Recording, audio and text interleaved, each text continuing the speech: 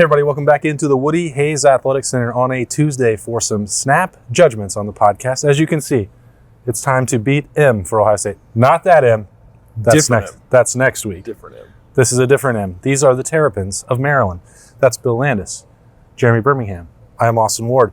Ryan Day and Jim Knowles have completed their weekly press conference, an hour of updates. What did we learn, Bill?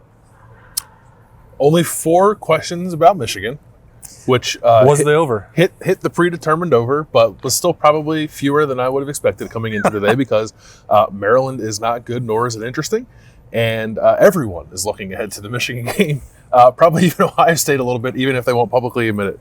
I don't know what's the first thing to come out of that. Well, I guess maybe that Ryan Day said like he expects 2 out of the 3 injured running backs out of Chip Traynham, Mayan Williams, and Travion Henderson. I don't know why I listed Tripp first because the other guys played more, but because he's more likely. Because he's the most likely to play of the 3 to play. He said 2 out of the 3. I think he'd be surprised if 2 out of the 3 weren't available this week against Maryland. Now, available and playing are 2 very different things, but I guess it was another rosier outlook on that injury situation from Ryan Day. You had to take parts of like 4 different answers to get to the bottom of it. Because at one point, he said, well, there's a possibility that they could all play. And then there was another moment where he said, well, some of them may be on a pitch count and available. And then another opportunity, which is the one that, I think most people will latch on to, at least 2 out of 3. Mayan Williams, I will say it if Ryan Day won't. I will be stunned if Mayan Williams plays on Saturday with what appears to be a high ankle injury. Clearly, Ohio State needs to get their top backs healthy, as close to healthy as they can for November 26th. They are not going to be needed against Maryland in all likelihood. How much does Travion Henderson need to play with what his foot situation is? That's, I think, the pitch count where that enters into the conversation. He also hasn't played in several weeks, so do you need to get rust off before you put him back out there against Michigan in a week and a half? Those are the conversations that are ongoing. They are not definitive on a Tuesday in here. They're going to practice out here later on. They're going to practice on Wednesday. They're going to make some decisions after they go through workout on Thursday and make a travel roster by then. I know that that's the most intriguing part of this week. That's the situation as I understand it. Yeah, I'll probably just be the contrarian here. I actually think there's a better chance Mayan Williams plays than Travion Henderson. Just my own personal just vibe on watching Trey on Saturday. Obviously, we haven't seen them yet this week. It's just my opinion is that Mayan, like I said on Monday, like something happens, they wrap him in bubble tape, and then they figure out, okay, he's fine. And I think they were probably being over the top with their cautiousness, and maybe I'm completely off base. If I'm picking a third guy to travel, I would be more inclined to think it's Mayan. But I've been wrong before, and I'll be wrong again. But for me, I don't think so. I think from this point on, you're going to be right all the time. For me, the biggest takeaway it's a lot of faith. There wasn't a lot of talk about Maryland today, and I you know me, we're in November. I start to get a little anxious. I think Maryland's better than people are giving them credit for. Like, they actually have a fairly balanced offense and a team that has some explosive players at wide receiver and at running back. And I think it was important that Ryan Day and Jim Knowles both said, like, we don't care. We have to beat this. We have to beat Maryland to beat Michigan and make it matter. So, to me, that's the takeaway. Is that the problem is that simply not true. Well, we'll see. And Maryland, they have a freshman running back who's 6th in the Big Ten in rushing. I'm not saying that I'm averaging 6 yards a carry. They have a quarterback who completes 70% of his passes, but he has not the last 2 weeks. Well, the last 2 weeks have been bad. That is for sure. And you wonder about a program like them that is inconsistent and they are at times, a little bit emotionally volatile. Like, are they on tilt? And can the Buckeyes come out and push them all in the middle of the early part of the game and say wipe it out? But I just think it's important for Ohio State to keep the focus on this week and not allow themselves to get caught up, because there is that opportunity. It feels like a sleepwalk game, but it shouldn't be. But I'm the nervous guy. Yeah, whether or not. Yeah, but here's the other point that I was going to make. There's no reason to be nervous because this game, the outcome literally does not matter. They could lose. It literally does not matter in the college football rankings, in the Big Ten race. They should cancel both the Michigan-Illinois game and Ohio State-Maryland this week because they do not matter to anything. It won't change. It won't change the stakes next week. If Ohio State loses to Maryland somehow, and Mike Locksley and is struck by coaching inspiration that he's never had in his entire life, Like they would still be 10-1 with a chance to get the head-to-head tiebreaker against Michigan and go to Indianapolis and go to the college football playoff. Do the right thing, Kevin Warren. Cancel the game on Saturday. As I said, somewhat in jest in talking on Monday. Like, to me, the Big Ten should just cancel this week's games, push the Ohio State-Michigan game back a week, cancel the Big Ten championship game, let the Ohio State-Michigan game just be the Big Ten championship game so that everyone can get healthy, they can play it indoors, and everything will be fine. But I didn't even, it didn't strike me until like after Roosters on Monday that because they're both undefeated at this point, that the head-to-head tiebreakers and what's happened with Penn State, like none of it is actually going to have any impact. No, yeah. Well, I actually hadn't thought out either, but it does matter, though. No, it doesn't. I mean, it quite literally doesn't. It literally does not. It matters to the people in here to not lose. Well, yeah, of course. I mean, I get what you guys are saying. But I'm just saying that's I think we need to be clear. Like the stuff that we say into these here microphones are not necessarily the way that people in this building think about things. We are allowed to be cynics. I don't think they have that luxury. I just think that's a loser attitude. I want to win every game. Yeah, that's my great. nature in life. I'm a competitor, America. Yeah, Ohio State is going to win because they play Maryland, which has scored 10 points in the last 2 weeks. Let's talk about today's press conference. Okay. What else was of note to you guys? Ty Hamilton is a cold-blooded gentleman. Cold-blooded gentleman. Yeah, I got a feeling we're already drawing straws for the stock report on Wednesday to see who gets to go first, because apparently the first choice is clear. Yeah, I think I asked Ryan Day about this, and I didn't know how much he'd want to talk about it in a public press conference, but I'm struck by a lot of the magical college football moments that have happened for Ohio State this year and comparing them to Kevon Pope throwing his gloves into the stands, or Dallas Gant entering the transfer portal as a senior former leader for Ohio State, who was still well respected even after he left. But the stuff that happened last year, that some that's been reported on and some that has not, some that happened in public, some that happened in private, there was something that was dysfunctional last year about the culture. And a lot of this stuff has been hinted on throughout the offseason with Mickey Marotti and Ryan Day are going to do more leadership groups. They're going to shuffle it up. They're going to bring the team closer together.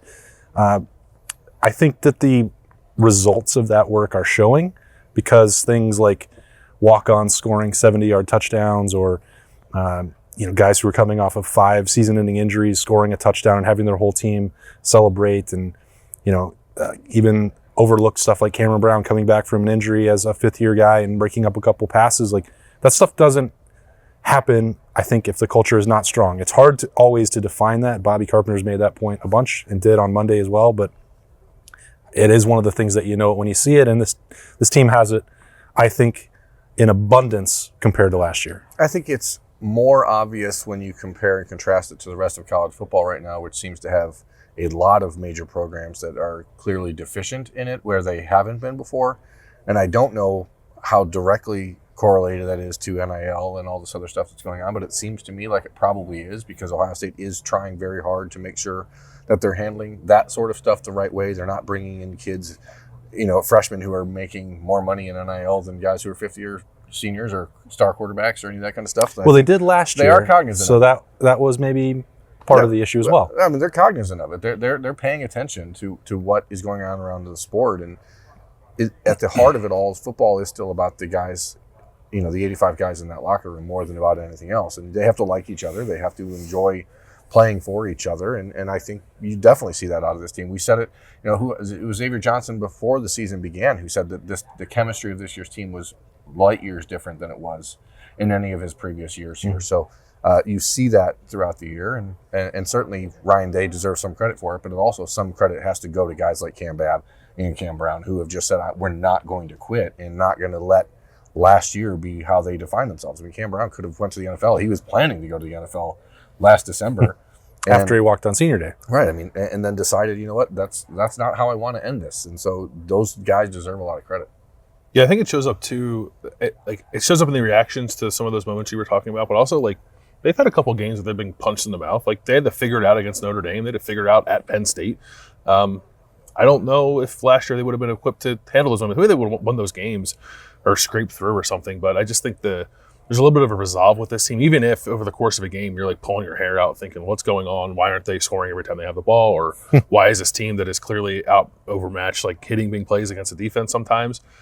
At the end of the game, they tend to figure it out and win by a big number and a comfortable number, and I think that is a byproduct of that too. I think there's maybe also like a touch more professional mindset in the coaching staff than a year ago. There's less guys apt to be like uber emotional when things go wrong or start to feel like they don't have a control on things. You have guys like Jim Knowles who, he's an old guy. He's been around the game for a long time.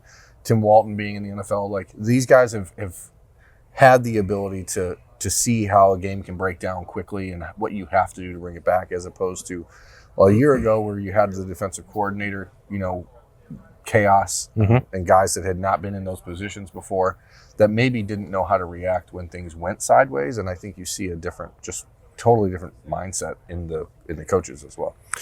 Outside of 10-0, it's probably hard to quantify all of that conversation. We'll probably have it again before the game that truly matters next week. There is some more on-field stuff. Bill, you continue to be diving into short yardage situations and the evolving conversation there. So, Ryan Day, I think admitted, I don't even say like admitted to, because it sounds almost like it's a bad thing, but it's not. Acknowledged, probably. Some of the stuff that we've been talking about, which is like they're very clearly trying to work through stuff during a game. Doesn't always look great. And I don't think it is an accurate representation of what they might do in a higher stakes situation. So I think I've kind of made peace with that.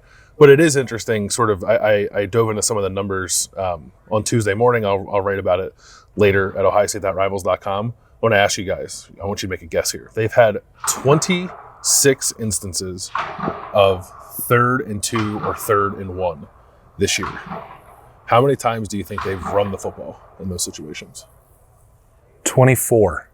I was going to say 25. You're both actually high. It's 22, which is still a crazy high for a coach that likes to throw the football. Definitely skews one direction. Throw the football as much as Ryan Day does. So, very clearly and intentionally making a point, trying to. The luxury of being able to practice during a game is something that they just haven't had in the last few years, because 2020 was so weird. 2021, they were so disheveled all the time. 2019 was probably the last time they had that opportunity. So you do see them trying to find their way through this stuff. And I think it's a luxury. So I agree. I don't think it matters as far as what happens on the 26th when you're in that same situation. I think they'll throw the ball, because they've thrown the ball, actually, it's a much smaller sample size, but if I'm not wrong here, the percentage of times they've thrown the ball on 4th down is higher than the times they've thrown it on 3rd down. And they're also like 80% on 4th down, which they're under 50% on 3rd and short, but then 80% on 4th and short. So like maybe 3rd and short doesn't matter. So when they get to 4th down and they actually have to convert, then they play to their strengths? Yeah, a little bit more anyway. I think that's the fascinating dynamic with all of this, because it's quite clear that not doing what you're best at makes it easier for teams to defend you. So 22 out of 26, we can say that's creating issues. It's also done with a purpose. I think we have to just acknowledge that reality. And whether Ohio State has gotten the progress that it wants, Ryan Day suggested that he was seeing it. And he referenced the Mitch Rossi 4th and short play, that if the backside had been sealed, that he thought it was going to be a walk-in touchdown. Yep. Does it count as progress or not? Because you still missed one block and you didn't get the first down. And does it actually matter if you're going to get into the situation where it's 4th and 1 and you're going to throw a slant or a deep post to Marvin Harrison or Mecca Ibuka? Like, these may not be the conversations that we actually have to have after the game on November 26th. At least I don't suspect they will, unless they get another dose of 60-mile-an-hour winds and blizzard conditions. I think I've looked at the early forecast. Brim Cantori is checked in. Tell us the 2-week out forecast. It's the early forecast says high of 48 and just cloudy, so I don't think that it's going to What's the wind speed? That doesn't matter when you're in the horseshoe. Wind doesn't matter in there. That's actually a good point. Yeah. I think somebody say that last week. Like if that game in Northwestern was played in the shoe, like it would have been totally different. Yeah. He, off the record, he acknowledged that it was a different situation in the horseshoe. Because Northwestern has a high school stadium. If you're being charitable, and otherwise you can just call it a dump. That's right. Maryland has a high school stadium. You mean a dump? We're almost into Michigan where you're not allowed to use the M's. A dump. A dump? A dep. Did you call it a dump? A dump. Dub. It's a silent M. Yeah. Anyway, Great point. thanks. That it is time for us to wrap up Snap Judgments. You can always tell when it's time to say goodbye. Yeah, that's right.